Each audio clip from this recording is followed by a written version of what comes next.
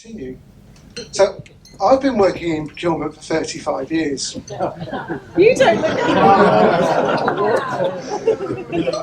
Yes, I did start young. Maybe not that young. Forgive the hair.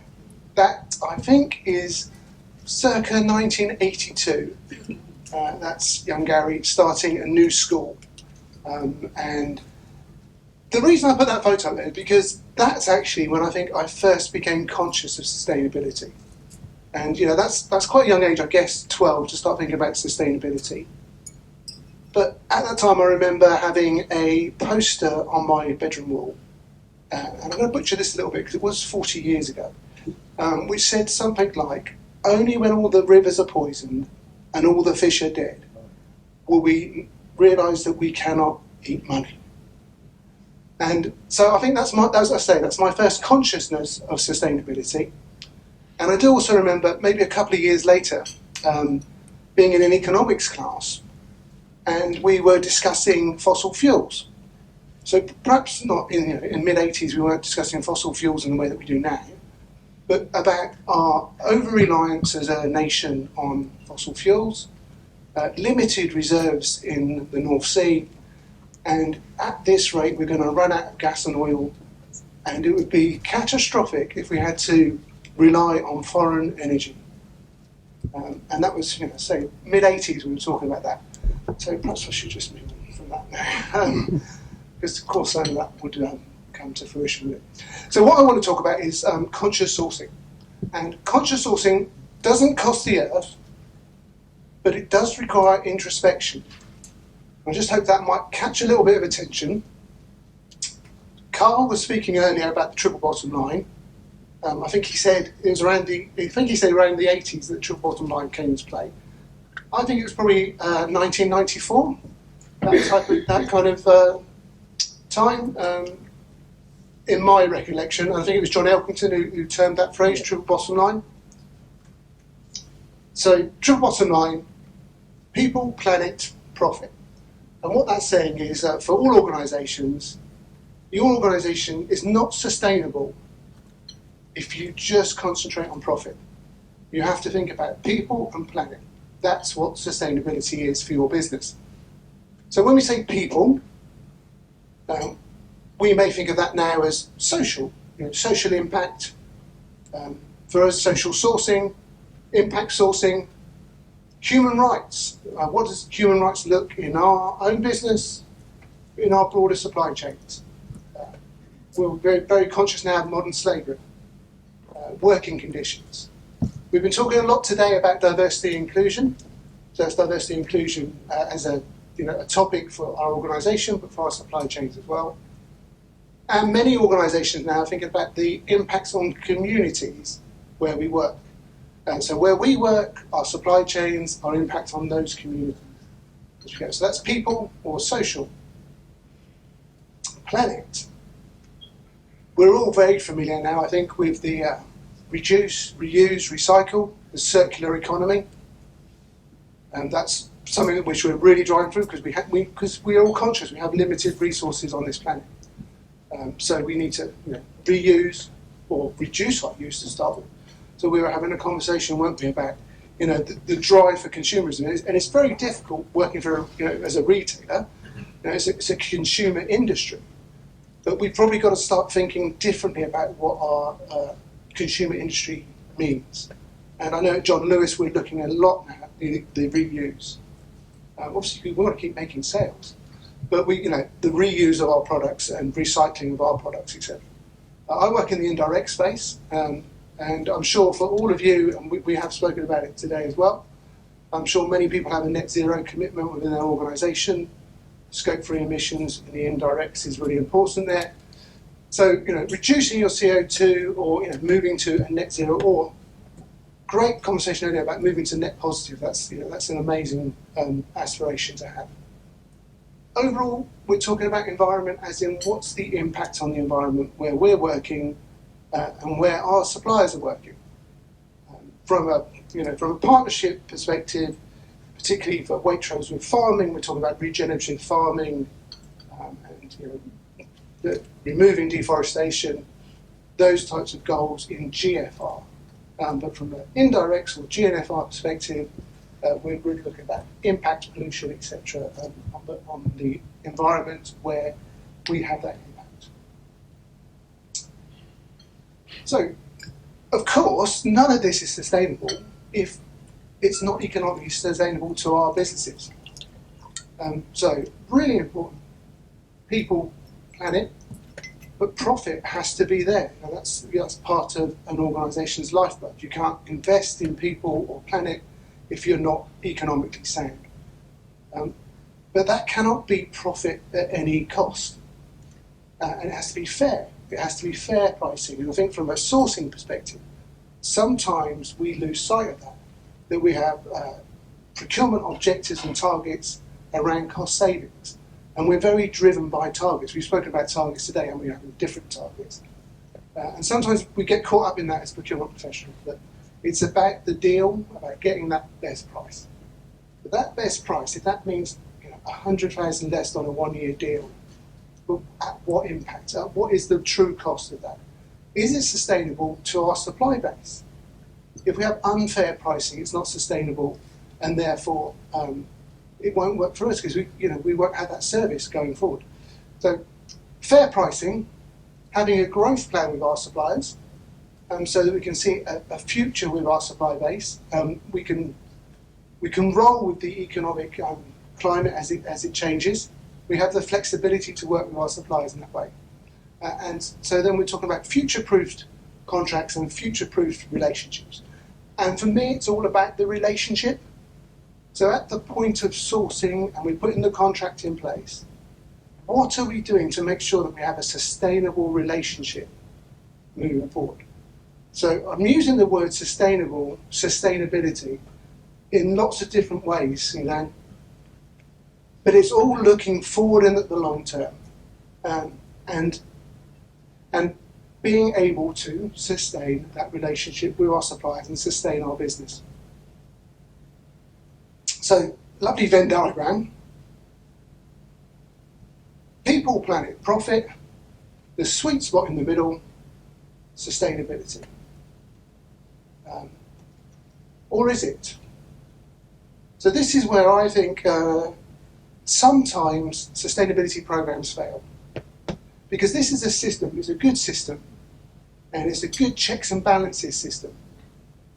But what happens in a time of challenge or opportunity, as we said, challenge and opportunity around the sustainability of our business from an economic perspective? Quite often we'll see one of those circles grow, and then there becomes the imbalance. So if one of those circles is growing, what's that doing to the other circles? And then it becomes out of kilter, doesn't it? And where's the checks and balances for that? What is it that keeps us in an equilibrium across people, planet, and profit? And to my mind, this Venn diagram of these three things is great. It is great. It's balance. It's like the number 3 is a magic number. Don't take my word for it. Daddy Soul said it. I'm not going to sing it. But 3 is the magic number. It has been for some time, because we've been talking about CSR, haven't we, for many years. We now talk about ESG quite a lot. But let me just come back to that. The number 3, actually, it is a magic number. And in numerology terms, it stands for harmony, wisdom, and understanding. And I think that's really apt from a sustainability perspective. But as I said, I think there is something missing. And I think there is a 4th dimension. And that really sits with us as sourcing professionals, which is values and culture. And it's values and cultures of the organisations that we work in. So top down, what's the purpose of my organisation? Is sustainability built into the purpose of my organisation? I'm very fortunate. I work for the John Lewis Partnership. We're a purpose-led, values-driven business. Our purpose is about a happier world. So for me, I can really resonate with the purpose of my organisation. And when we're setting frameworks for our sourcing professionals to follow and processes, we have that in mind. You know, this is about a happier world. The outcomes we're looking for are a happier world. A happier world, we break down the partnership into happier world, happier business, and happier people. As you see, there's a direct alignment there to the triple bottom line. So from an organisational perspective, do we have that alignment from the top down? But also from a personal perspective, and I think this is where I really want to talk about introspection, is if, as a sourcing professional, you take the time to reflect and you say, what are my values? What are my core values? Can I align my core values to the triple bottom line? If that really lives within me, then I will make sure that I'm making sure there's balance across those three circles of the sustainability. If it's just a tick box exercise, if it's just because we've got some ESG regulations we need to tick the box on, then it's not sustainable, because as soon as you become under pressure to deliver more on profit, you will let go of one of the others.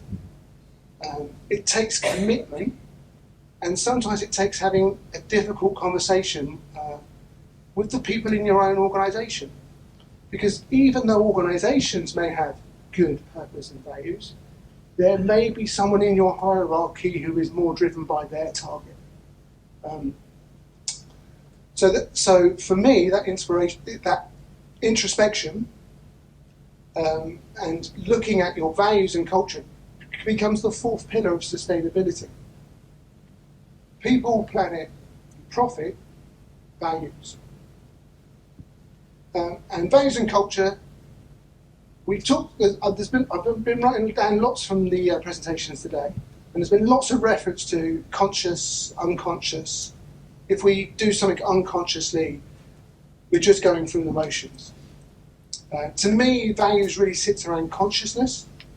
It's about us as individuals saying, I am making a conscious decision. I'm not going through the process. I'm not just delivering what I have to deliver. I'm consciously looking at what I'm delivering, what's the impact on that from a universal perspective, what's the global impacts of what I'm doing, what's the impacts on me and my core values. Do I know what my core values are? And many people just go to work every day and they do their job. And that's okay, is it? But not really, is it? You know, if we don't know who we are, we don't know what our values are, how can we deliver our best in our roles, and how can we show the commitment that we need to show to deliver the purpose that everybody in this room agrees with, because we're here at the Symposium for Sustainability, so we believe in sustainability. But you'll be tested, so you need to be really, solid with your own values and culture. So what I love about this is, that's a fourth pillar. And fourth pillar, 4 in numerology terms, stands for stability and consistency. Now, if you put our harmony, wisdom and understanding together with stability and consistency, to me, then I think you can truly deliver on sustainability. And look how beautiful this Venn diagram is. Because there's something holding those 3 pillars of people, planet and profit together. There was something missing before, wasn't there? They could drift apart. But now we have values, which is really pulling those pillars together and holding them steadfast. So I'll go back to, conscious. Conscious sourcing doesn't cost the earth. Now, we've heard today that actually, from a cost perspective, conscious sourcing is a positive. Matty spoke about how you can turn an environmental plus into a cost plus as well. We've got to, there doesn't always have to be a trade-off between environmental value and economic value. Conscious sourcing is about being conscious in what you do. Sorry, every time a bell goes, it just takes me back. Back to my youth, that was. Taking me back to that 12-year-old with the strange haircut, terrified in his new school. I consciously think, and I think this probably happens with age, and many of you aren't as old as me, but I think when I hit 50, I started to reflect more on what's the impact I'm having. That 12-year-old, if he was looking at me standing on this stage, I mean, he'd be shocked for a start that I would stand on a stage, but would he be proud of the actions that I've taken, the things that I'm doing in my work and living life? Would he be proud of that? Would he look at that poster on the wall and say, you're doing something about it? And I hope he would. I'm a big believer in consciousness, and I'm a big believer in universal consciousness. And I believe that the power of consciousness is huge, but collectively, if we all raise our consciousness, we create a level, with the help of standards, with organisations such as the GSA who are creating standards, we create a level of consciousness that resonates across our whole profession. And that will have a trickle effect, it's the butterfly effect.